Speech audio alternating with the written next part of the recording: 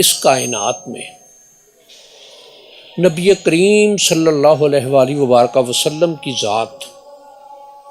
خاتم الانبیاء ہے۔ نبی اب کوئی نہیں، قرآن مجید وہی آخر ہے، اور الیوم اکملت لکم دینکم واتممت علیکم نعمتی، یہ دن، دس از دا پرفیکٹ ڈے، الیوم اکملت لکم دینکم، کہ میں نے تمہارے لیے تمہارے دین کو مکمل کر دیا ہے، واتممت علیکم نعمتی، اور میں نے اپنی نعمت تم پر مکمل کر دی، وردیت لکم الاسلام دینا، اور میری رضا، میری خواہش، میری چاہت، میری پسند تمہارے لیے دین اسلام ہے، سلامتی والا دین ہے، سلامتی والا راستہ ہے۔ نبی کریم صلی اللہ علیہ وآلہ وبارک وسلم کی ذات اور انبیاء سابقہ، اس لیے کہ نبی کریم صلی اللہ علیہ وآلہ وبارک وسلم کے بعد کسی نبی کی آمد نہیں۔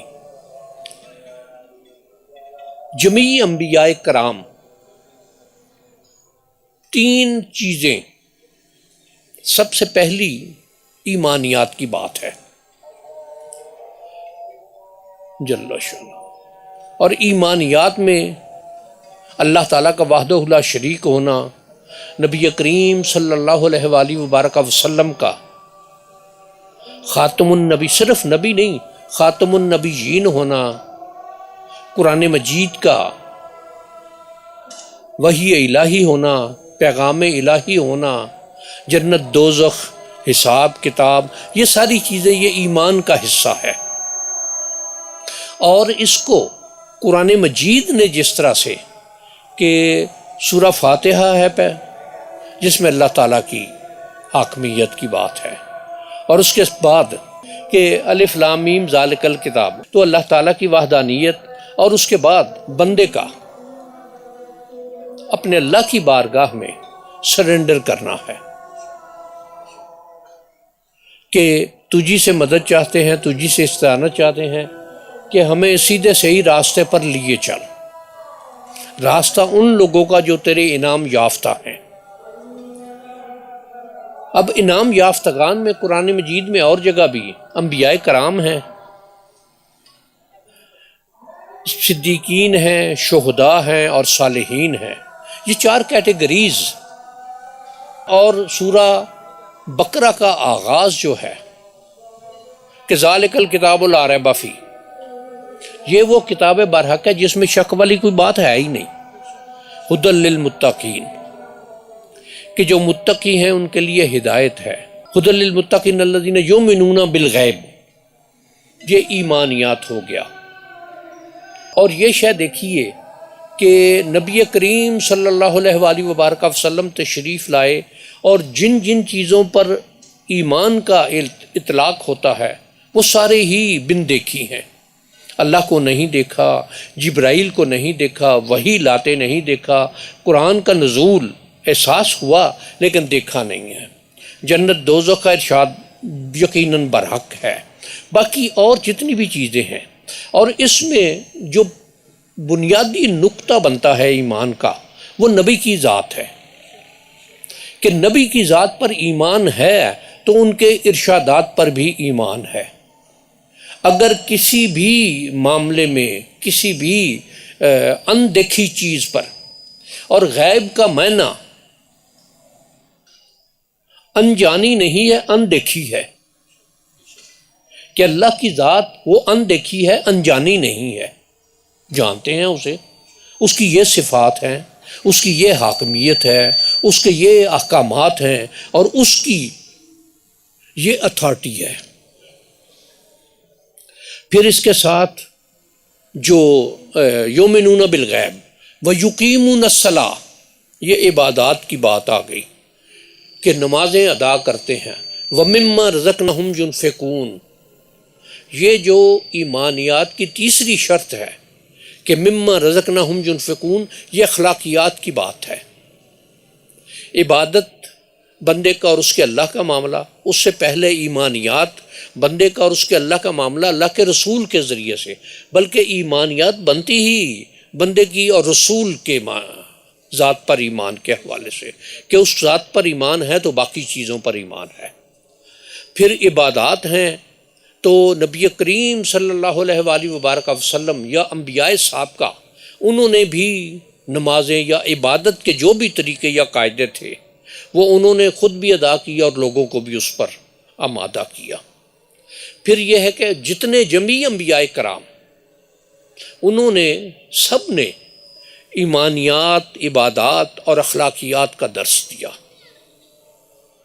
گو تعلیمات میں تھوڑا تھوڑا جس طرح سے حضرت عیسیٰ علیہ السلام کی تعلیمات میں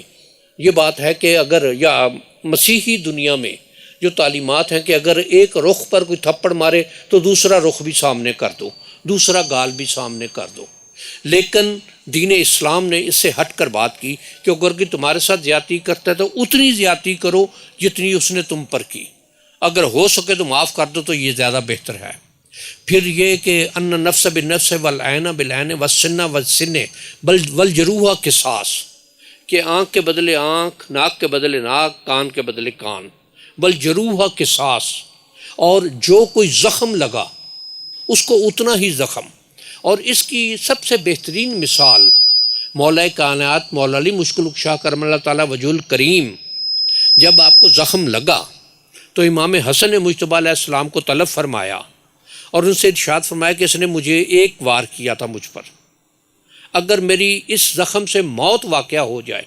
تو تم بھی ایک سے زیادہ زخم نہ دینا، اور اگر ہو سکے تو معاف کر دو تو زیادہ بہتر ہے۔ یہ جو دین اسلام کی تعلیمات ہیں کہ بدلہ لینے کا حق ہے، لیکن بدلہ اتنا لیا جائے جتنا دوسرے نے زیادتی کی یا ظلم کیا یا تکلیف پہنچائی یا مصیبت پہنچائی، زخم لگایا کسی بھی طرح کا، یہ بھی ایک۔ اور اس میں قرآن مجید کا جو ارشاد بھی ہے کہ جس نے کسی ایک جان کو بچایا اس نے پوری انسانیت کو بچایا، ومن احیاھا فکانما احیا الناس، جس نے کسی ایک کو قتل کیا اس نے پوری انسانیت کو قتل کیا، اور جس نے کسی ایک جان کو بچایا اس نے پوری انسانیت کو بچایا۔ انبیاء کرام صاحب کا آتے رہے، ابلیس اپنی جگہ موجود رہا، اس لیے کہ اس نے جو اللہ تعالیٰ سے عہد لیا یا اللہ تعالیٰ سے مہلت لی وہ روز آخر تک، قیامت تک کی تھی، اور یہ اس نے خود یہ تسلیم کیا کہ الا عبادک منہم المخلصین، کہ جو تیرے عبادت گزار صاحب اخلاص ہیں وہ میرے بہکاوے میں نہیں آئیں گے۔ نبی کریم صلی اللہ علیہ وآلہ وبارک وسلم کی اس کائنات میں تشریف آوری کے بعد جو باب ہے وحی کا وہ کلوز ہو گیا۔ جبرائیل، اب لب جبرائیل خاموش ہے، جبرائیل اب قیامت تک وحی لے کر اس کی کوئی ڈیوٹی ختم ہو گئی، جو وہ وحی لاتا رہا انبیاء کرام کے لیے۔ اس کائنات میں جو اگلا مرحلہ ہوا کہ لوگوں کی تربیت کے لیے، تعلیم کے لیے، تلقین کے لیے، لوگوں کو صحیح راستے پر رکھنے کے لیے، لوگوں کو دین کے احکامات کی آگاہی دینے کے لیے پھر طریقت کا سلسلہ چلا، اور طریقت کا سلسلہ جس طرح سے حضرت علی کرم اللہ تعالیٰ وجہ الکریم سے تمام طریقے سوائے ایک کے کہ جو منسوب کرتے ہیں حضرت ابوبکر صدیق رضی اللہ تعالیٰ عنہ کے نام سے، کہ ان کا سلسلہ وہاں سے چلا یہ سلسلہ۔ اور اس میں جو تعلیمات ہیں نبی کریم صلی اللہ علیہ وآلہ وبارک وسلم کی، ایمانیات، عبادات اور اخلاقیات، اس میں اگر ایک شے دیکھی جائے کہ مثلا حضرت بایزید بسطامی رحمہ اللہ تعالیٰ کا یہ ارشاد کہ میری خانقاہ میں آنے والے سے یہ مت پوچھو کہ اس کا مذہب کیا ہے، اس سے پوچھو کہ وہ بھوکا تو نہیں ہے۔ پھر اس میں بابا فرید الدین مسعود قدس اللہ تعالیٰ سر العزیز کا ارشاد کہ جب کینچی پیش کی گئی تو ارشاد فرمایا کہ مجھے پیش کرو سوئی دھاگا، میں کاٹنے والا نہیں، میں سینے والا ہوں۔ یہ بھی معاملہ ہو گیا۔ اب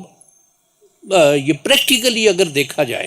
تو داتا حضور کی ذات میں کون کہاں سے کس طرح کا آیا ہے، وہ مسلمان ہے بھی یا نہیں بھی ہے، کسی کو نہیں پتا. لیکن اس میں اور اجمیر شریف میں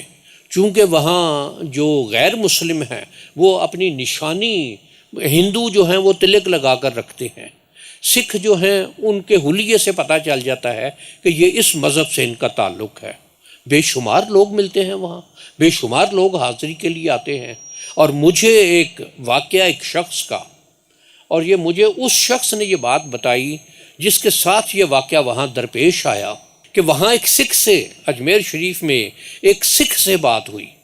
کہ بھائی تم یہاں کیسے سکھ ہو؟ تو اس نے یہ بات جو کہی کہ خواجہ کو نہیں اعتراض، تو کون ہے اعتراض کرنے والا؟